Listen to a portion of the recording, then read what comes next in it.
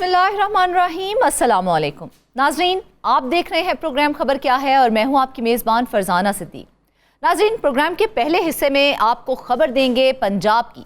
पंजाब में अस्पतालों को प्राइवेट करने का सिलसिला शुरू हो चुका है। अस्पतालों की प्राइवेटाइजेशन को आउटसोर्स करने का नाम दिया गया है।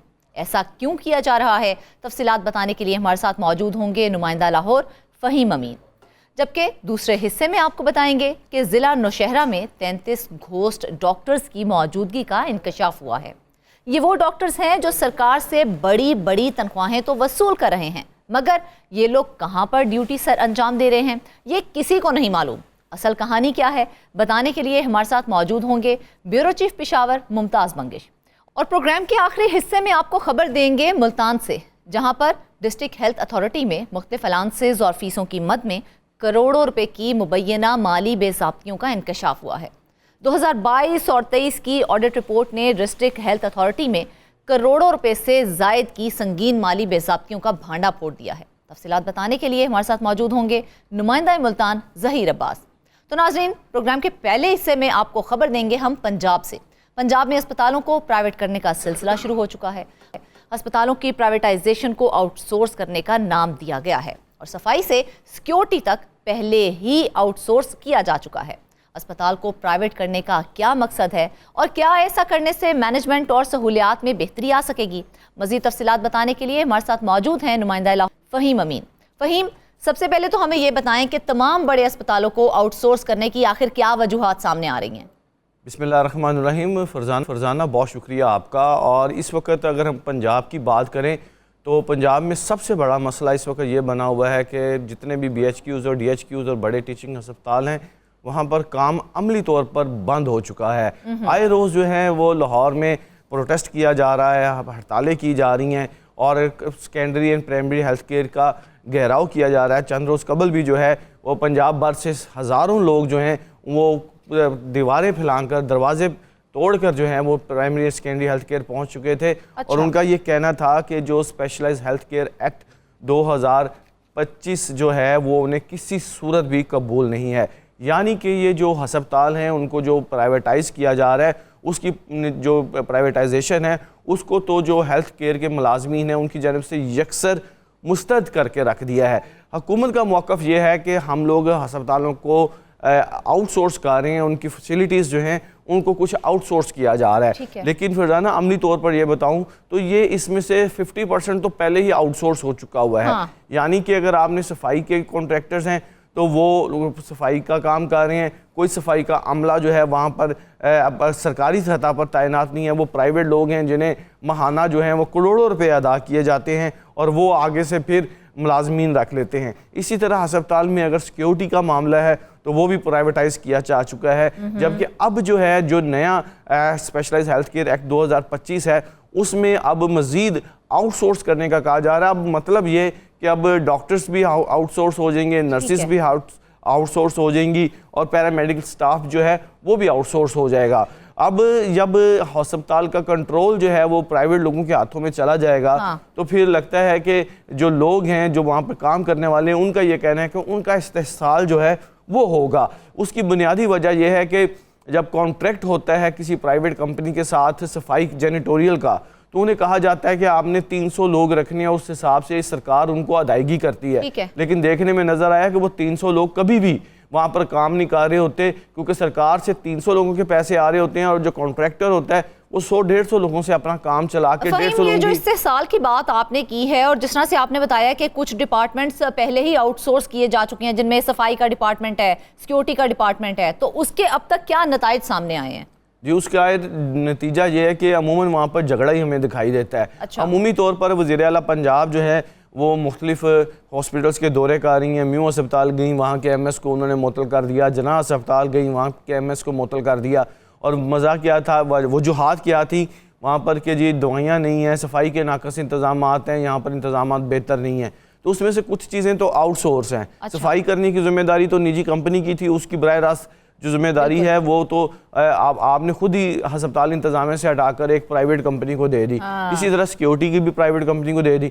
अब जब आपका कंट्रोल होगा वहाँ पर तो आप कह रहे हैं कि हम जवाब दे जो है वो सिर्फ एक बंदे को बनाना चाह रहे हैं। अच्छा, तो वो जो बंदा होगा, अगर उसको आपने सजा देनी है तो ज़्यादा से ज़्यादा उसका आप कॉन्ट्रैक्ट कैंसिल कर सकेंगे, उसको कोई सजा नहीं दे सकेंगे। अच्छा। और हर साल जो करोड़ों अरबों रुपए की दवाइयाँ जो हैं वो अस्पतालों को दी जाती हैं कि यहाँ पर गरीबों का इलाज किया जाएगा, मरीज़ों का इलाज किया जाएगा, तो वो सब तमाम का तमाम कंट्रोल किधर जाएगा? यानी कि एक तरफ आप उसको प्राइवेटाइज आउटसोर्स कर रहे हैं खिदमात को, और उसके बाद आप खुद सरकार की जो करोड़ों अरबों रुपए की जो चीज़ें हैं वो उनके हैंड ओवर कर रहे हैं। तो ये एक बड़ा मिला जुला सा है जिसको मुकम्मल तौर पर young doctors association, paramedical staffs और दीगर जो अमला है उनकी जानिब से यकसर मुस्तद कर दिया है। और अहम चीज़ ये है एक और सवाल यहाँ पर उठता है फ़हीम, कि जिस तरह से निजी कंट्रोल में दिया जा रहा है ये डॉक्टर्स को, नर्सों को और पैरामेडिकल स्टाफ को, तो निजी कंट्रोल में जाने के बाद भी क्या ये सरकारी मुलाजमीन ही रहेंगे?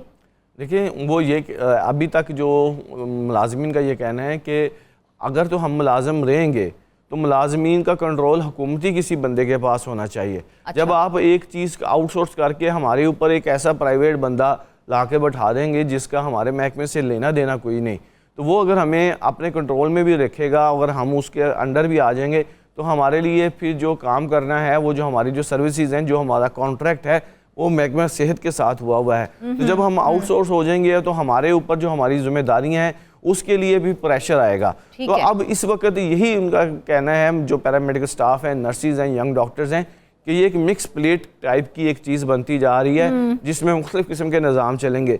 याद रहे कि जो गुज़िश्ता दौरे हुकूमत है वहाँ पे भी इसी तरह की एक कोशिश की गई थी जिसको MIT का नाम दिया गया था, और उसमें भी ये कहा गया था कि जी अस्पतालों में सहूलियात बेहतर करने के लिए ये किया जा रहा है। इसका मतलब ये है कि अगर आप आउटसोर्स करने की तरफ जा रहे हैं हॉस्पिटल, तो हुकूमत और महकमा सेहत जो है वो मुकम्मल तौर पर अपनी नाकामी को तस्लीम कर रहे हैं कि उनसे अब ये हॉस्पिटल नहीं चलाए जा रहे, इसलिए वो इन हॉस्पिटल्स को आउटसोर्स कर रहे हैं।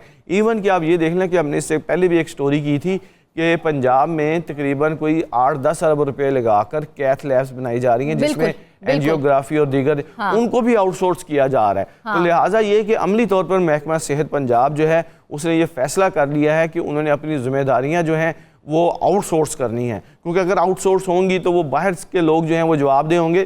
तो जो इतना बड़ा सेटअप है जिसमें सेक्रेटरीज हैं, स्पेशल सेक्रेटरीज हैं, उसके बाद दीगर लोग, खिचड़ी सी पकती हुई दिखाई दे रही है। तो सवाल तो ये उठता है कि आउटसोर्सिंग के बाद भी क्या हुकूमत की तरफ से बजट दिया जाएगा, या फिर जो ठेकेदार हैं वो खुद माली मामलात के जिम्मेदार होंगे? देखिए, ये सिर्फ जो है आपने तनख्वाहें भी गवर्नमेंट ने देनी है, अच्छा, उनको दवाइयाँ भी गवर्नमेंट ने देनी है, उनको तमाम फैसिलिटीज़ भी गवर्नमेंट ने देनी है। ठीक है। गवर्नमेंट ये कह रही है कि हम मैनेजमेंट कंट्रोल उनको दे के इस हॉस्पिटल्स में जो अटेंडेंस का इशू होता है, जो अवेलेबिलिटी ऑफ स्पेशलिस्ट डॉक्टर का इशू होता है, इस तरह की चीज़ें जो होती हैं उसको बेहतर करना चाह रहे हैं। यानी कि फैसिलिटी के मामलात सारे गवर्नमेंट के हाथ में रहेंगे और उनके काम करने का तरीकाकार जो है वो आउटसोर्स हो जाएगा। बिल्कुल इस तरह की एक चीज़ सामने आ रही है, लेकिन इसकी शदीद मजम्मत की जा रही है, मुज़ाहमत की जा रही है, और अमली तौर पर पिछले वैसे मुज़ाहमत करनी बनती है, वैसे उनके ऊपर क्या चेक एंड बैलेंस होना नहीं चाहिए? देखें, चेक एंड बैलेंस करने के लिए जो हुकूमती तरीक़ाकार हैं, या तो फिर उन सबको फिर हटा दें कि भाई कि जो लोग इससे पहले काम कर रहे हैं। एक तरफ ये कहा जा रहा है जी कि बहुत अच्छा काम किया जा रहा है, दवाइयाँ चोरी की हो रही हैं, वो कह रहे हैं बहुत अच्छा काम है, अच्छा काम हो रहा है। फ़हीम, हमने अभी कल ही खबर सुनी है कि फिर से इतनी ज़्यादा अद्वियात जो हैं वो चोरी करके बेची गई हैं। बिल्कुल ऐसी सूरत हाल है। लाहौर के जो बड़े हॉस्पिटल्स हैं, जिसमें जनरल हॉस्पिटल, म्यू हॉस्पिटल और इस तरह के ये जो हॉस्पिटल्स हैं, वहाँ पर बाकायदा गैंग पकड़ा गया और पुलिस ने वो गैंग पकड़ा है जिसके पास से करोड़ों रुपए की दवाइयाँ बरामद हुई हैं। तो फिर अगर ये इस तरह की लापरवाही की जा रही है तो इसकी जिम्मेदारी महकमा सेहत पर है, क्योंकि उसकी वजह यह है कि ये इसका एक मरबूत ऑडिट का निज़ाम होता है जहाँ से ये दवाइयाँ निकल के आगे तक पहुँचती हैं। तो अगर वो निज़ाम काम नहीं कर, मजबूत निज़ाम में से भी ये लोग अपने चोरी कर लेते हैं, तो फिर कौन सा निज़ाम लेके आना चाहिए ताकि ये मामलात हमारे सामने ना आए? लेकिन ये तो हुकूमत की जिम्मेदारी है कि जो आप कहते हैं कि जी के एक दवाई अगर हमारे पास से ई टेंडर होके निकलती है, उसके बाकायदा सिस्टम के साथ जाती है तो मरीज़ तक पहुँचनी चाहिए। अब हमारे यहाँ पर ये नज़र आया कि चंद रोज़ कबल जब मरीम नवाज़ जना हॉस्पिटल पहुंची तो वहाँ पर भी लोगों की जानिब से शिकायत की गई। लेकिन मैं बता दूं कि उन हॉस्पिटल के जो MS हैं, डॉक्टर काशिफ जहांगीर, अब वो साबका MS हो गए हैं, उनकी जानिब से अपने पर्सनल अकाउंट से लाखों रुपए की दवाइयाँ मरीजों को दी गई थी। महकमा सेहत के जो मुलाजमीन हैं, क्या तासुरात पाए जा रहे हैं उनके इस फैसले को लेकर? देखिए, वो तो सड़कों पर हैं, वो लोग पुलिस के साथ मुजाहमत कर रहे हैं, वो तोड़ फोड़ कर रहे हैं, उन्होंने अस्पतालों में काम बंद करके रखा हुआ है और उनके साथ अभी तक ये बात है कि उनको इंगेज करने वाला कोई नहीं। अगर आपका निज़ाम अच्छा है, आप आउटसोर्स समझते हैं महकमा सेहत कि ये होना जो है वो बेहतरी की तरफ है, तो जो स्टेक होल्डर्स हैं उनके साथ तो ये मुज़ाकरात किए जाते, उनको इत्माद में लिया जाता कि जी जो आउटसोर्स किया जा रहा है इसमें जो मुलाजमीन हैं उनको फैसिलिटेट किया जाएगा, उनको सहूलियतें दी जाएंगी, इसका असर जो है उनकी तनख्वाहों पर नहीं पड़ेगा। क्योंकि लोगों को अब डर खौफ जो है इन मुलाजमीन को वो ये है कि अगर ये आउटसोर्स हो जाएंगे तो उनके जो पेंशन बेनिफिट्स हैं, उनके जो रिटायरमेंट बेनिफिट्स हैं वो भी ख़त्म हो जाएंगे। क्योंकि अभी तक आपको ये बता दूं कि इस कुछ महकमों में ये सूरत हाल हुई है कि जो पेंशन बेनिफिट्स और जो रिटायरमेंट के ऊपर जो यानी कि हम कहीं ना कहीं ये कह सकते हैं कि अस्पतालों की आउटसोर्सिंग से गरीब मरीजों के लिए सेहत की सहूलियात मुतासिर हो सकती हैं। इस वक्त तो मुकम्मल तौर पर ये निज़ाम जो है वो दरम बरम हो चुका है। लाहौर के बड़े जितने भी हॉस्पिटल्स हैं वहाँ पर सुबह 9 बजे ही स्ट्राइक की कॉल दे दी जाती है और हॉस्पिटल का अमला मुकम्मल तौर पर काम छोड़कर अपना साइड पर बैठ जाता है। तो अभी जो है वो इंतज़ामिया जो है वो ये शो कर रही है कि जी कि इससे सूरत हाल ख़राब नहीं है, लेकिन पूरे पंजाब में फरजाना मैं आपको बता दूँ कि इस वक्त इस मामले को लेकर इंतहाई संजीदगी के साथ हॉस्पिटल्स के अमले जो हैं वो अपने प्रोटेस्ट शो कर रहे हैं। उनके साथ अभी तक कोई इंगेजमेंट नहीं है, वो सड़कों पर आ चुके हैं और उनको यही कहा जा रहा है कि आप सिर्फ प्रोटेस्ट करें, हमें आपसे कोई गर्ज नहीं है। क्योंकि अगर महकमा सेहत उनके साथ थोड़ी सी संजीदगी दिखाता तो उनको सड़कों पर आने की बजाय उनको हॉस्पिटल्स में इंगेज करके उनके लीडरों से बात की जाती कि अगर हम हॉस्पिटल आउटसोर्स कर रहे हैं तो उसकी वजूहात ये हैं, इसके बेनिफिट्स ये हैं और आप लोगों की जॉब डिस्क्रिप्शन ये होगी। तो अभी तक जो है वो यही समझा जा रहा है कि अगर आउटसोर्स होंगे तो मौजूदा एग्जिस्टिंग स्टाफ जो है मेडिकल से रिलेटेड वो भी आउटसोर्स तो फहीम, हुकूमत का इस हवाले से माइंड क्या है आउटसोर्सिंग के हवाले से? क्या अस्पतालों की आउटसोर्सिंग मुस्तकिल होगी या फिर ये एक तजर्बाती मंसूबा है? जी, ये एक एक्ट पास किया जा रहा है, स्पेशलाइज्ड हेल्थ केयर एक्ट 2025 के ऊपर। जी, हुकूमत की जानिब से ये कहा जा रहा है कि हम आउटसोर्स इसलिए कर रहे हैं कि हमें हॉस्पिटल्स की मैनेजमेंट को बेहतर करना है।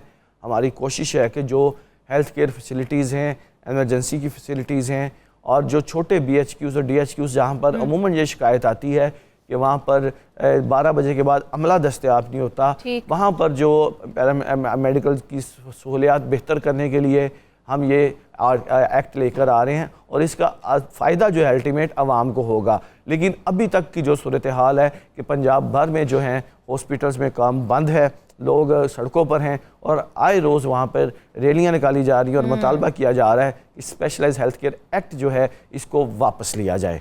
अच्छा फहीम, आउटसोर्सिंग का ये जो मामला है, क्या दीगर सूबों में भी ऐसा कोई मंसूबा नाफिज किया जा रहा है या आप सिर्फ पंजाब की हद तक ही महदूद हैं?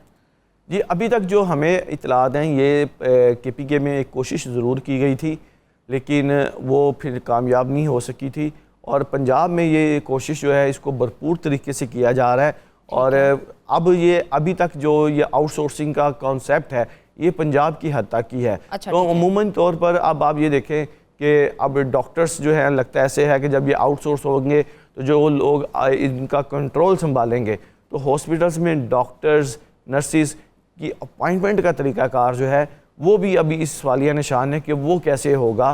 पहले तो डॉक्टर्स जो है वो PPSC के थ्रू उनकी इंडक्शन की जाती है। मैं एक आखिरी सवाल आपसे करना चाह रही हूँ, जिस तरह से ये क्लैश हमें देखने में आ रहा है और इसकी मुखालफत की जा रही है, तो क्या इस पॉलिसी पर अमल दरामद से पहले स्टेक होल्डर से मुशावरत की गई थी? कोई मुशावरत नहीं की गई थी, ये सिर्फ एक्ट जो है वो दफ्तर के अंदर बैठ कर वज़राए सेहत जो है हमारे उन्होंने और जो ब्यूरोक्रेसी है उन्होंने ये डिसाइड किया कि इन हॉस्पिटल्स को आउटसोर्स कर दिया जाए, मैनेजमेंट कंट्रोल जो है वो किसी प्राइवेट लोगों को दे दिया जाए। लेकिन इसी के ऊपर ही ये जो हमें सड़कों पर एहतजाज दिखाई दे रहा है और लोगों की जानिब से बार बार यही गिला किया जा रहा है कि अब उनकी जॉब सिक्योरिटी नहीं है, उनकी जो बेनिफिट्स हैं उनके ऊपर कॉम्प्रोमाइज़ किया जाएगा। देखा जाए तो मुलाजमीन की जानिब से बहुत से तहफ़्फ़ुज़ात हार किया जा रहा है, हुकूमत की जानिब से पॉलिसी लाई जा रही है, तमाम अस्पतालों को आउटसोर्स किया जा रहा है। देखते हैं कि आने वाले वक्त में ये कितना कामयाब होता है। नाज़रीन, एक ही ज़िला नौशहरा में 33 घोस्ट डॉक्टर्स की मौजूदगी का इंकशाफ हुआ है। ये वो डॉक्टर्स हैं जो सरकार से बड़ी बड़ी तनख्वाहें तो वसूल कर रहे हैं, मगर ये लोग कहाँ पर ड्यूटी सर अंजाम दे रहे हैं ये किसी को नहीं मालूम।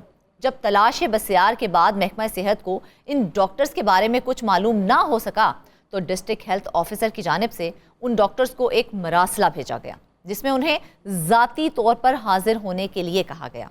उनसे ये भी कहा गया कि अगर वो खुद DHO के सामने पेश ना हुए तो ना सिर्फ ये कि उनकी तनख्वाहें बंद कर दी जाएंगी, बल्कि उन्होंने जितनी तनख्वाहें ली हैं उनसे उसकी रिकवरी भी की जाएगी। जिम्मेदार असामियों पर काम करने वाले उन डॉक्टर्स की गैर हाजिरी के बायस गरीब मरीजों का क्या हशर होता होगा ये तो सिर्फ वो लोग जानते हैं जिनके इलाज के नाम पर ये डॉक्टर्स तनख्वाहें ले रहे हैं, मगर हकीकत में गरीब मरीजों को इलाज की सहूलतें मुयस्सर नहीं हैं। इस बारे में तफसील जानते हैं पेशावर के ब्यूरो चीफ मुमताज़ बंगी से। जी मुमताज़, बताइएगा ये असल कहानी है क्या और कैसे पता चला कि दर्जनों डॉक्टर्स बगैर तनख्वाहों के काम कर रहे हैं? ये जो मामला है ये नौशहरा में हुआ है, लेकिन ये नौशहरा तक महदूद नहीं है, ये दीगर इलाकों में भी इसी किस्म के मसाइल हैं। अब गोश्त का तो हम अरसे दराज से सुनते आ रहे हैं, कहीं एजुकेशन पे हैं, कहीं क्लर्क्स जो हैं वो गोश्त मुलाजिमीन की सूरत में कहीं ना कहीं पे नमदार हो जाते हैं। लेकिन घोस्ट डॉक्टरों का जो मसला है ये वाकई तशवीशनाक इसलिए है कि पहले ही मुख्तलिफ अस्पतालों में और जो तिब्बी मराकज़ हैं और जो हेल्थ सेंटर्स हैं उसमें डॉक्टरों की कमी है, और ऐसे में अगर डॉक्टर्स भी घोस्ट बन जाएं तो फिर तो इन इदारों का अल्लाह ही हाफिज है। दरअसल ये इस वाक़े का जो इंकशाफ हुआ वो उस वक्त हुआ कि रेशनलाइजेशन पॉलिसी के तहत खैबर पख्तूनख्वा हुकूमत ने फैसला किया कि जो मुलाजिमीन एक असामी पर अरसे दराज तक मौजूद रहते हैं उनकी ट्रांसफ़र और उनकी पोस्टिंग का फैसला किया गया। ऐसे में पता चला कि नौशहरा के एक अस्पताल में 33 डॉक्टर मौजूद हैं, लेकिन मसला यह है कि वो डॉक्टर्स वहीं पर एक्चुअली मौजूद नहीं, फिजिकली वो वहीं पे मौजूद नहीं। वो तनख्वाहें तो ले रहे हैं, लेकिन उन डॉक्टरों की जहाँ से तनख्वाहें जारी होती हैं वहाँ पे वो ड्यूटी नहीं दे रहे। कुछ डॉक्टर्स तो ऐसे भी हैं उसमें कि जो सिरे से वो ड्यूटी पर आने की ज़हमत ही गवारा नहीं करते। इसलिए फिर DHO की जानिब से उनको एक मरासला भेजना पड़ा। जब उनकी कहीं पर भी निशानदही ना हो सकी तो एक मरासला भेजा गया और उसमें ये लिख दिया गया कि जो डॉक्टर्स DHO के दफ्तर आकर अपनी जो पोस्टिंग है और अपनी जो कागजात हैं कि जहाँ पे उनकी तकर्री हुई है वो पेश करेंगे और ये साबित करेंगे कि वो वहीं पे ड्यूटी कर रहे हैं तो उनको तो कुछ नहीं कहा जाएगा। अलबत्ता अगर वो ये साबित ना कर सके तो न सिर्फ ये कि उनकी तनख्वाहें बंद कर दी जाएंगी, बल्कि पिछले चंद महीनों में इन घोस्ट प्लेसेस पर इन्होंने जो ड्यूटियाँ सर अंजाम दी हैं उनसे पूछगछ होगी और उनकी जो पिछले महीनों की तनख्वाह होगी उसकी भी रिकवरी होगी। अब देखना यह है कि इसमें से कितने डॉक्टर ये साबित करते हैं कि वो जिन इलाकों में पोस्टेड थे वाकई उन इलाकों में उनकी पोस्टिंग हो गई है। ये इनकी तादाद तकरीबन 33 ये है। मामला और जो है वो नौशहरा तक ही महदूद नहीं है, और कितने इलाके हैं जहां इस किस्म के घोस्ट डॉक्टर्स मौजूद हैं? जी बिल्कुल, ये सिर्फ नौशहरा तक महदूद नहीं बल्कि तकरीबन एक माह कबल महकमा सेहत ने एक Khyber institute of child health के नाम से एक अस्पताल बन रहा है। वो अगरचे एक अंडर कंस्ट्रक्शन हॉस्पिटल है, उसमें 35 डॉक्टर ऐसे मौजूद थे कि जो उस हॉस्पिटल में काम कर रहे थे। हालांकि उस हॉस्पिटल का कोई इंफ्रास्ट्रक्चर तक मौजूद नहीं और वो ज़ेर तामीर हॉस्पिटल है, लेकिन इसके बावजूद वहाँ पे 35 डॉक्टर्स मौजूद थे।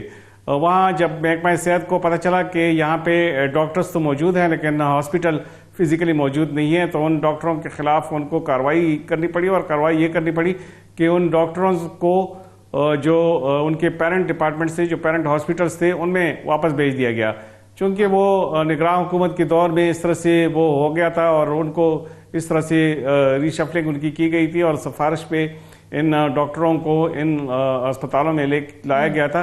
तो इसलिए अब जब पता चला तो उन्हें वापस अपने अपने अस्पतालों में और अपने अपने तिब्बी मराकज़ में भेज दिया।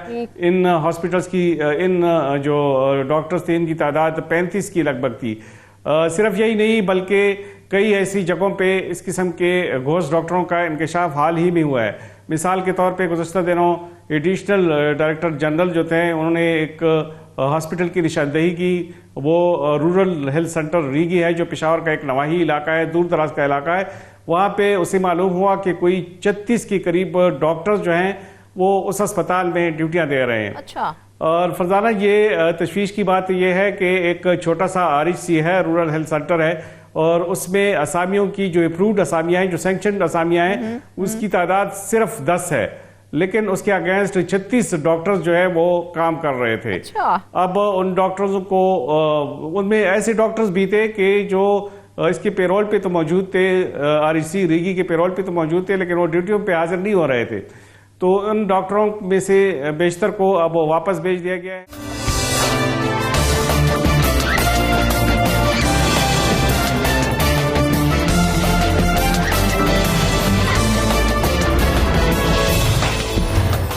ऐसे डॉक्टर्स धर लिए जाते हैं तो उनको किस किस्म की सजाएं दी जाती हैं फिर? यही एक संगीन मसला है फरजाना। असल में डॉक्टरों को सजाएं देना ज़्यादा आसान काम नहीं, इसलिए कि जब इस किस्म की सजाएं होती हैं तो उनके यूनियंस होते हैं, उनके एहतजाज होते हैं, इसलिए उनको वहाँ से हटा के उस जगह पे भेज दिया जाता है जहाँ उनकी ज़रूरत हो।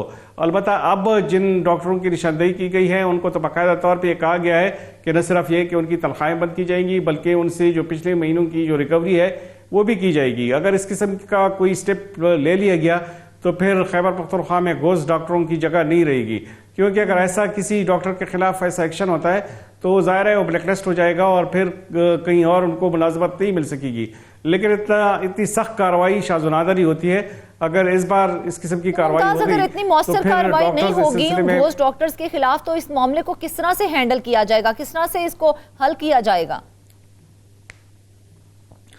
उनको तो ऐसे भी किया जा सकता है कि वहां से ट्रांसफर करा के उन जगहों पे भेज दिया जाए जहां पे उनकी जरूरत हो। लेकिन ये मसले का हल तो नहीं। मसले का हल इसलिए नहीं है कि अगर कोई डॉक्टर 2 साल तक घर बैठ के तनख्वाह लेता रहा तो जाहिर है उससे उसके खिलाफ कोई कार्रवाई तो जरूर होनी चाहिए। हाँ। उसे अपनी सर्विस से डिसमिस कराना चाहिए और फिर उसी किसी और जगह मुलाजमत का हकदार नहीं ठहराना चाहिए। लेकिन ऐसी सख्त कार्रवाई जिस तरह से मैंने बताया शाज़-ओ-नादर ही देखने में आती है। उसमें इंक्वायरीज होती हैं, इंक्वायरीज में कई ऐसी चीज़ें सामने आ जाती हैं कि वो डॉक्टर्स की ऐसे कोई भी मुलाजिमीन हो तो वो बच जाते हैं। इवन क्लास 4 मुलाजिमीन जो हैं वो भी ऐसी कार्रवाइयों से बच जाते हैं।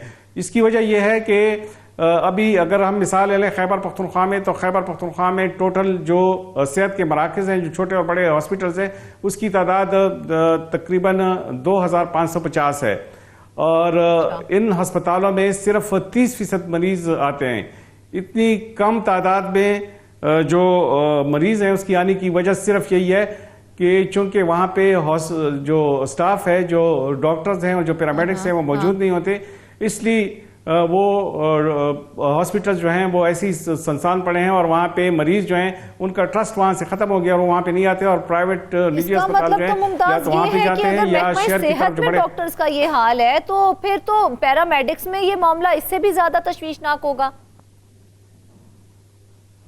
जी बिल्कुल, पैरामेडिक्स में ये मामला उससे ज़्यादा पेचीदा है और इसकी मिसाल ये है कि हाल ही में नौशहरा ही की मिसाल अगर हम ले लें तो वहाँ पे ये हुआ है कि एक ही जगह पे बड़ी तादाद में पैरामेडिक्स जो है वो काम कर रहे हैं एक ऐसी फैसिलिटी पे कि जहाँ पे उनकी ज़रूरत नहीं है, लेकिन वो तनख्वाह जो है वो DHO ऑफिस से ले रहे हैं। अच्छा। ये 17 के करीब ऐसे पैरामेडिक्स हैं जो सिविल हॉस्पिटल पबी में ड्यूटी सर अंजाम दे रहे हैं। इसमें कोई 8-9 के करीब खवातीन पैरामेडिक्स भी शामिल हैं, लेकिन इनकी तनख्वाहें जो हैं वो DHO नौशहरा से जारी हो रही हैं। अब उनको भी कहा गया है, असल में उनकी निशानदेही भी इस तरह से नहीं हो सकती, बल्कि दूसरे जो साथी उनकी कुलीग्स हैं उनसे कहा गया है कि उनको इतला कर दें कि वो DHO के दफ्तर आएँ ताकि वो अपनी जो पोस्टिंग है और जो अपनी तैनाती है उसको साबित कर दें और उसके बाद ही उसकी जो तनख्वाह है वो जारी रखी जाएगी। तो पैरामेडिक्स का भी यही हाल है और इसी तरह से जो दूसरे मुलाजिमीन हैं उनका भी यही हाल है कि उनकी जो तैनाती है वो तो एक जगह पे हो जाती है, लेकिन जब उनकी तनख्वाह की बात आती है तो तनख्वाह तो रेगुलर उनको मिलती है। बाज़ औक़ात ऐसा भी होता है कि किसी हॉस्पिटल में कोई पोस्ट खाली नहीं होता तो उसको DHO अपनी ही इंतज़ाम के तहत उस अस्पताल भेज देते हैं। उस अस्पताल में पहले से एक डॉक्टर मौजूद होता है, लेकिन उसको कहा जाता है कि वो वहीं पे ड्यूटी कर ले।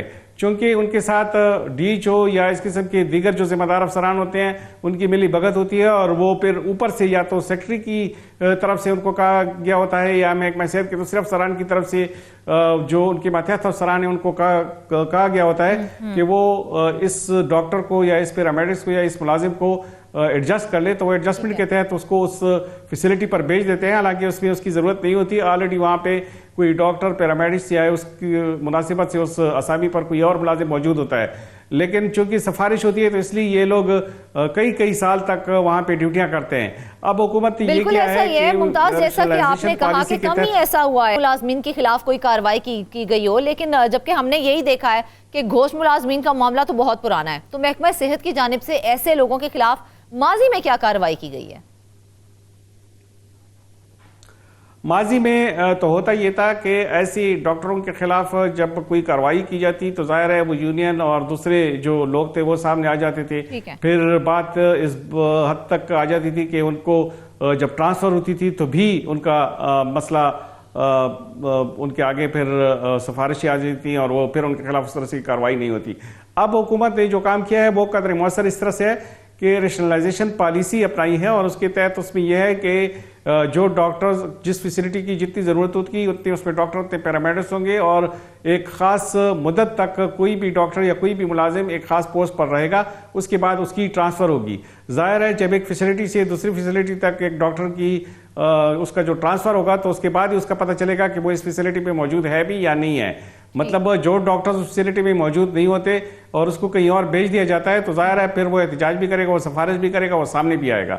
अब इस पॉलिसी के तहत उन डॉक्टरों का भी और उन पैरामेडिक्स का भी पता लगने लगा है जो अभी तक घोष थे और या वो फिर घरों पे तनख्वाहें ले रहे हैं। तो इस पॉलिसी के तहत तो काफ़ी कुछ हो जाएगा, और काफ़ी ऐसे डॉक्टर्स जो घरों पे तनख्वाहें ले रहे हैं या एक फैसिलिटी की बजाय दूसरी फैसिलिटी में काम कर रहे हैं तो उनका पता चल जाएगा, और ऐसे डॉक्टर जो है वो सामने आ जाएंगे। अब तो ये मामला थोड़ा सा हाईलाइट हो गया है ना। खाली नौशहरा की बात करें तो आपने कहा कि 33 घोष मुलाजमीन है जिनकी निशानदही हुई है, तो इनमें से अब तक कितनों के खिलाफ कार्रवाई की गई है? अभी तक सिर्फ उनको ये कहा गया है कि वो अपनी जो पोस्टिंग है उन इलाकों में ये साबित कर दें। अब जब ये अपनी पोस्टिंग उन इलाकों में साबित करेंगे तो उसके बाद ही ये पता चलेगा कि चूंकि ये लोग इतने अरसे तक इस हेल्थ फैसिलिटी में मौजूद नहीं रहे, इसलिए उनके खिलाफ फिर उसके बाद ही कार्रवाई होगी। अब कितने लोग अपनी पोस्टिंग जो है अपने अपने इलाकों में साबित करते हैं, ये अभी जब वक्त आएगा और वो उनको बुलाएंगे, वो आ जाएंगे तो उसके बाद ही पता चलेगा, और फिर कितनों के खिलाफ कार्रवाई होगी ये भी आने वाले वक्त में जब ये पोस्टिंग साबित नहीं कर सकेंगे तो उसके बाद ही पता चलेगा। फिलहाल तो सिर्फ उनको ये वार्न किया गया है कि वो अपनी फैसिलिटी से मुतालिक अपनी पोस्टिंग के जो ऑर्डर्स हैं उस समेत डीएचओ के सामने पेश हों, ताकि क्या सजा दी जाएगी और क्या कार्रवाई की जाएगी ये अभी तक हाईलाइट नहीं किया गया। अभी उनको सिर्फ ये कहा गया है कि अगर वो अपनी पोस्टिंग की जगह पर अपनी तैनाती को साबित ना कर सके तो न सिर्फ उनकी तनख्वाहें रोक दी जाएंगी बल्कि उनकी जो पिछली जो तनख्वाहें उनसे रिकवरी भी होगी और सर्विस से डिसमिसल भी होगी। लेकिन ये सिर्फ तब होगा कि बाकायदा तौर पे वो ये सबूत ना दे सके। उसके बाद फिर एक इंक्वायरी शुरू होगी, इंक्वायरी के बाद फिर उनको शोकाज नोटिस दिया जाएगा। शोकाज नोटिस के नतीजे में अगर वो फिर भी उसके जिम्मेदार ठहरे तो उसके बाद ही कार्रवाई होगी। चूंकि सरकारी जो चैनल्स हैं वो काफ़ी ज़्यादा है और उसमें अक्सर मुलाजिमीन जो है वो इसलिए बच जाते हैं कि तकरीबन 6 माह तक इंक्वायरी होती है, और जब इंक्वायरी हो जाती है तो अक्सर इंक्वायरी के बाद जब ये मामला आगे अफसरान तक जाता है तो वो उनको माफ़ कर देते हैं, और या फिर 1 साल 2 साल के अरसे के दौरान हुकूमत भी बदल चुकी होती है तो ऐसे लोगों के खिलाफ फिर कार्रवाई नहीं होती।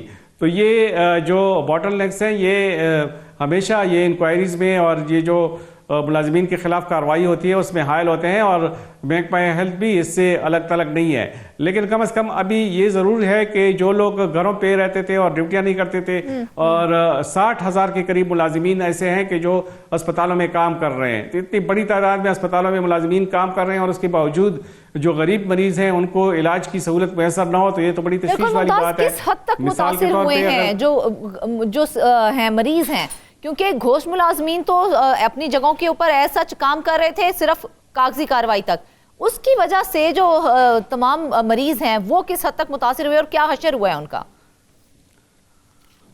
फरजाना, इसका अंदाज़ा इस बात से लगाया जा सकता है कि जितने भी दूर दराज के इलाकों के मरीज़ हैं वो अपने इलाकों में इलाज मुआलजे की बजाय बड़े अस्पतालों की जो MTI हॉस्पिटल्स हैं उसका रुख कर रहे हैं। इसका मतलब यह है कि वहाँ इलाज मुआलजे की सहूलत मैसर नहीं है, वरना छोटी छोटी बीमारियों के लिए वो इतना फासला तय करके पेशावर आते हैं या फिर बड़े बड़े शहरों में आ जाते हैं, जो डिस्ट्रिक्ट हेडक्वार्टर हॉस्पिटल्स होते हैं वहाँ पे जाते हैं, या फिर MTI जो हॉस्पिटल्स हैं वहाँ पे जाते हैं। इसका मतलब ये है कि चूंकि वो वहाँ पे सेटिस्फाइड नहीं है, वहाँ पे जो इलाज मुआलजे की सहूलत है वो नहीं है, वहाँ पे डॉक्टर्स नहीं है, वहाँ पे पैरामेडिक्स नहीं है। बिल्कुल मुमताज, देखा जाए तो मरीज सबसे ज्यादा बुरी तरह से मुतासिर हैं। नाजरीन, महकमा सेहत की जानिब से ऐसे लोगों के खिलाफ मौसर कार्रवाई लाजमी होनी चाहिए, क्योंकि ऐसे घोष मुलाजमीन सिर्फ कागजी कार्रवाई में तो मौजूद हैं लेकिन अस्पतालों में मौजूद नहीं है। वापस आएंगे एक ब्रेक के बाद।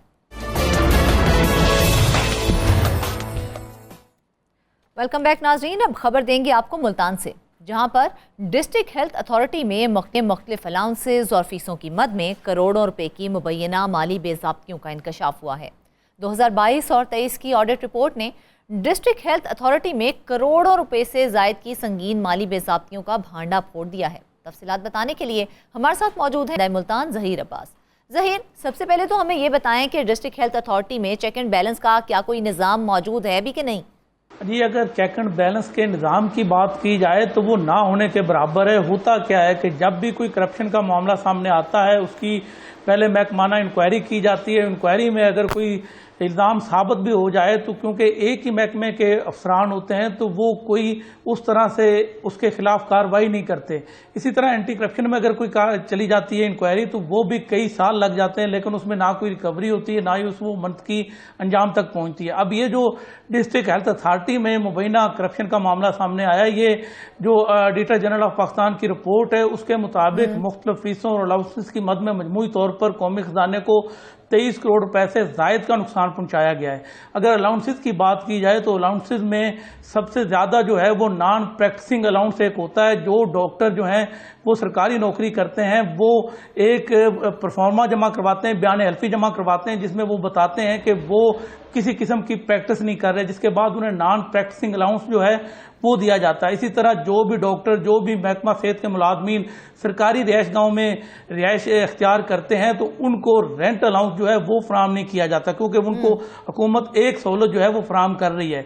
तो इस मामले में हुआ ये कि मुख्तलिफ जो डॉक्टर्स हैं सरकारी अस्पतालों के, महकमा सेहत के जो मुलाजमीन हैं, इन्होंने दोनों जो अलाउंसेज हैं उसकी मद में मुबैना तौर पर 9 करोड़ से जायद की रकम जो है वो माली साल 2022-23 के दौरान जो है वो मुख्तलिफ औकात में वसूल की। इसी तरह अगर बात की जाए माली साल 2021-22 की तो उसमें भी 8 करोड़ 50 लाख की रकम जो है वो मुख्तलिफ अलाउंसेज की मद में निकलवाई गई। हालांकि होना तो ये चाहिए था कि जो डॉक्टर प्रैक्टिस करते हैं उनको ये अलाउंस ना दिया जाता। अब दूसरी जानब जब महकमा सेहत हुकाम से हमने बात की कि भाई इतने बड़े पैमाने पर संगीन बेज़ाब्तियां सामने आई हैं तो उनका यही कहना था कि लिस्ट मुरतब की जा रही है। जो डॉक्टर नॉन प्रैक्टिसिंग अलाउंस लेते हुए साबित हो गए तो उनसे रिकवरी की जाएगी। वो लिस्टें बनाई जा रही हैं और उसके बाद रिकवरी का अमल शुरू हो जाएगा। कुछ अर्सा कबल जो हमने गैर कानूनी डेली वेजेस मुलाजमीन का मामला उठाया था उस पर हेल्थ हुकाम की जानिब से क्या एक्शन लिया गया है और क्या वो एक्शन फायदेमंद साबित हुआ कि नहीं? जी, वही जैसे मैंने आपको बताया कि वो ऑडिटर जनरल ऑफ पाकिस्तान ने भी एक रिपोर्ट जो है वो मुरतब की थी। उसमें महकमा सेहत के अफसरान को हिदायत की गई थी कि गैर कानूनी तौर पर भर्ती होने वाले मुलाजमीन को नौकरियों से बरतरफ किया जाए। तो उस हद तक तो नजर आ रहा है कि महकमा सेहत के अफसरान ने जो है वो ऑडिट हुकाम की सिफारिशात पर अमल दरामद किया है। मगर अगर बात की जाए दीगर अलाउंसेस वगैरह की तो उसकी हद तक हमें कुछ एक्शन जो है वो होता हुआ नजर नहीं आ रहा।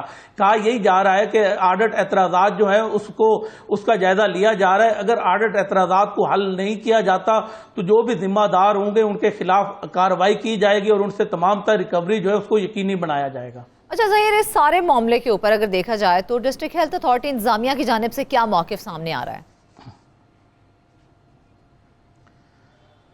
ये डिस्ट्रिक्ट हेल्थ अथॉरिटी इंतजामिया जो है उनकी तरफ से वही रवायती जुमले सामने आए हैं कि हम तमाम तर मामलात को देख रहे हैं, जांच पड़ताल की जा रही है, इंटरनल इंक्वायरी जो है वो अमल में लाई जाएगी। इंटरनल इंक्वायरी के बाद अगर ये जिम्मेदार साबित हुए तो उनके खिलाफ कार्रवाई अमल में लाई जाएगी। देखते ही रहेंगे, इसके ऊपर कार्रवाई कब करेंगे और मौसर कार्रवाई?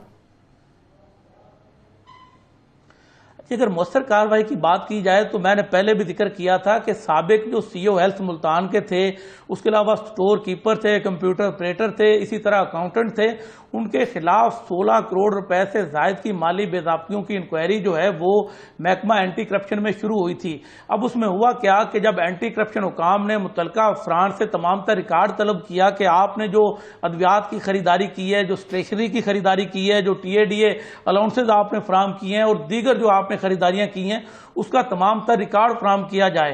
तो आप देखें कि इस मामले को भी 2 से 3 माह हो चुके हैं, अभी तक किसी किस्म का रिकॉर्ड जो है वो एंटी करप्शन को फराम नहीं किया गया। अगर रिकॉर्ड फराम नहीं किया जाएगा तो एंटी करप्शन वालों के पास एक ही जवाब है कि हमारे पास अभी वो मतलूबा जो रिकॉर्ड है वो आया ही नहीं है, उसकी जांच पड़ताल के बाद इंक्वायरी को आगे बढ़ाया जाएगा। इनको रिकॉर्ड हासिल करने के लिए ज़हीर ताखीरी हरबे इस्तेमाल जी होता यह है कि पहले 2-3 तलबी नोटिस जारी किए जाते हैं, उसमें जो मुतलका अफसरान होते हैं उनसे वो रिकॉर्ड मांगा जाता है। अगर वो रिकॉर्ड उसके बाद भी ना दें तो उसके बाद एंटी करप्शन अपने जो सवाबदीदी इख्तियारात हैं वो इस्तेमाल करते हैं। एक टीम को जो है वो उस महकमे में भेजा जाता है जो कि रिकॉर्ड को ज़बरदस्ती अपनी तहवील में लेता है। कवानीन यही कहते हैं कि जब आपको कोई इदारा रिकॉर्ड ना दे तो उसके बाद आप उस इदारे में जाकर रिकॉर्ड जो है वो तहवील में ले सकते हैं। तो लगता यही है कि अगर ये रिकॉर्ड फराम ना किया गया एंटी करप्शन हुकाम को महकमा सेहत की जानब से, तो एंटी करप्शन हुकाम की जो टीम है वो किसी वक्त छापा मार सकती है और तमाम तर रिकॉर्ड जो है वो अपनी तहवील में ले सकती है। रिकॉर्ड जब तहवील में ले लिया जाता है तो उसका तमाम तर जो है उसका जायजा लिया जाता है, जांच पड़ताल की जाती है। जांच पड़ताल के बाद अगर उसमें कोई हेरा फेरी साबित हो जाती है तो एंटी करप्शन हुकाम उस पर बाज़ाब्ता तौर पर FIR दर्ज करते हैं। FIR दर्ज करने के बाद गिरफ्तारियां जो वो अमल में लाई जाती है और रिकवरी के लिए कोशिशें की जाती हैं। कोशिशें की जाती हैं, क्या कोई रिकवरी हो भी पाती है या नहीं? जी अगर मादी का रिकॉर्ड देखा जाए तो कई केसेस में हमने देखा कि एंटी करप्शन ने उसमें रिकवरी की है। मुल्तान वेस्ट मैनेजमेंट कंपनी का एक स्कैंडल हमने ब्रेक किया था तो उसमें भी काफी हद तक रिकवरी जो है वो यकीनी बनाई गई थी। इसी तरह महकमा सेहत में बोगस अद्वियात जो है उसका एक स्कैंडल सामने आया था तो उसमें भी इन्होंने काफी हद तक रिकवरी जो है वो की थी। कुछ सरकारी जो दवाइयां हैं वो मेडिकल स्टोर पर फरोख्त की जा रही, तो उसमें भी किसी हद तक रिकवरी जो है वो एंटी करप्शन हुकाम दावा करते हैं कि उन्होंने रिकवरी की है। तो उम्मीद तो यही की जा सकती है कि हमारे जो मुतलका महकमे है वो रिकवरी को भी यकीनी बनाएंगे ताकि कौमी खजाने को पहुंचने वाले नुकसान का अदाला हो सके। तो किस तरह से ये अजाला होगा? हमने तो यही देखा है कि रिकवरी तो उस हिसाब से नहीं होती है जिस हिसाब से खुर्द-बुर्द की जाती है या बेज़ाब्तियां सामने आती हैं। हाँ, ये बड़ा सवालिया निशान है। अब इसमें भी एंटी करप्शन हुकाम जो है वो इसका जो जवाब पेश करते हैं वो ये कहते हैं कि जब इंक्वायरी जो है वो शुरू होती है उसके बाद वो तमाम तर जो है मुलजमान को जो जिम्मेदार होते हैं उनको गिरफ्तार करते हैं, तो उसके बाद अदालतों से काफ़ी हद तक उन्हें रिलीफ मिल जाता है। अदालतों से रिलीफ मिलने की वजह से वो खामोश होकर रह जाते हैं। तो लेकिन देखा जाए तो जो एंटी करप्शन हुकाम है उनकी तरफ से कोशिश पूरी की जाती है कि वो तमाम तर रिकवरी जो है उसको यकीनी बनाएं, मगर ताखीरी हरबे बाद का जो इस्तेमाल किए जाते हैं वो जिस भी महकमे की बिल्कुल ज़हीर, आपने कुछ देर कबल भी इस बात को हाईलाइट किया था कि उनकी पोस्टिंग एक से दूसरी जगह जब होती है फिर कार्रवाई का आगाज किया जाता है, तो क्या कोई ऐसा निज़ाम कोई ऐसा कानून मौजूद नहीं है कि अगर वो दूसरी जगह पे उनकी पोस्टिंग हो भी जाए तो उनके खिलाफ कार्रवाई की जाए और उनसे तमाम तर रिकवरी की जाए? जी इसमें बड़ा एक अफसोसनाक पहलू है। वो अफसोसनाक पहलू ये है कि जब भी किसी अफसर का तबादला हो जाता है तो जो इंक्वायरी होती है वो उसकी वो रफ्तार नहीं रहती और जो पीछे अफसरान होते हैं वो भी उस तरह से एंटी करप्शन के साथ ताउन नहीं करते। अभी आप देखें कि साबिक सीईओ के खिलाफ 16 करोड़ से जायद की करप्शन का मामला एंटी करप्शन में ज़ेरे इल्तवा है, तो जो मौजूदा अफसरान है वो अभी तक रिकॉर्ड जो है वही एंटी करप्शन को फराम नहीं कर रहे। आप खुद ही सोचें कि अगर 3 माह पहले ये तमाम रिकॉर्ड फराम कर दिया जाता तो ये इंक्वायरी जो है वो आगे बढ़ सकती थी। इसमें पर्चा दर्ज हो सकता था, उसके बाद जिम्मेदारों को गिरफ्तार किया जा सकता था, रिकवरी के लिए जो है वो इकदाम उठाए जा सकते थे। तो ये जो मुतलका महकमों की जानब से ताखीरी हरबे इस्तेमाल किए जाते हैं, यही सबसे बड़ी रुकावट जो है वो नजर आती है रिकवरी की राह में। अच्छा ज़हीर, इस तमाम मामलात की वजह से गरीब मरीज किस हद तक मुतासिर होते हैं? क्योंकि देखा जाए तो ये सारी खुर्द-बुर्द जो है, जैसा कि आपने हमें बताया कि अलाउंसेस की मद में, फीसों की मद में की गई है। जब अलाउंसेस नहीं मिलेंगे तो मुफ्त अद्वियात कैसे दी जाएंगी और गरीब मरीज जो है उनको किस तरह से फैसिलिटेट किया जाएगा? जी आप देखें इस मामले में ना जो मरीज हैं उन्होंने जो फीसें अदा की हैं सरकारी खजाने में उसमें खुर्द-बुर्द हुई है। यानी कि मरीज आ रहे हैं, उनके टेस्ट हो रहे हैं, वो दवाइयां ले रहे हैं, जो टेस्टों की फीस है आप देखें कि उसमें खुर्द-बुर्द की गई। अलाउंसेस जो होते हैं, अलाउंसेस तो सरकारी जो डॉक्टर हैं, जो महकमा सेहत के अफरान है, वो सरकारी खजाने से अलाउंसेस, कन्वेंस अलाउंस हो गया, नॉन प्रैक्टिसिंग अलाउंस हो गया, इसी तरह दीगर जो अलाउंसेस हैं वो कौमी खजाने से निकलवाते हैं। ये कौमी खजाने पर एक तरह का इजाफी बोझ है। जो दूसरा अगर बात की जाए मरीजों की, तो अद्वियात ना होने की वजह से बाज़ वक़्त मरीजों को शदीद मुश्किलात का सामना करना पड़ता है, या फिर किसी अस्पताल में कोई मशीन जो है वो खराब हो जाए, अल्ट्रासाउंड की या दीगर मशीनें खराब हो जाए, तो उस वक्त मरीजों को शदीद मुश्किलात का सामना करना पड़ता है। ये जो देखा जाए तो कहीं पर घोस्ट मुलाज़मीन का मामला, तो कहीं पर खुर्द-बुर्द और माली बेज़ाब्तियों के मामलात सामने आते हैं, लेकिन सेहत के मामले में इतना गैर जिम्मेदाराना रवैया हमें काबिल कबूल नहीं है। इस हवाले से हुकूमत को ठोस इक़दाम करने चाहिए। इसके साथ ही आज के प्रोग्राम से बस इतना ही। अपनी ढेर सारी दुआओं में हमें याद रखिएगा। इजाज़त दीजिए, अल्लाह हाफ़िज़।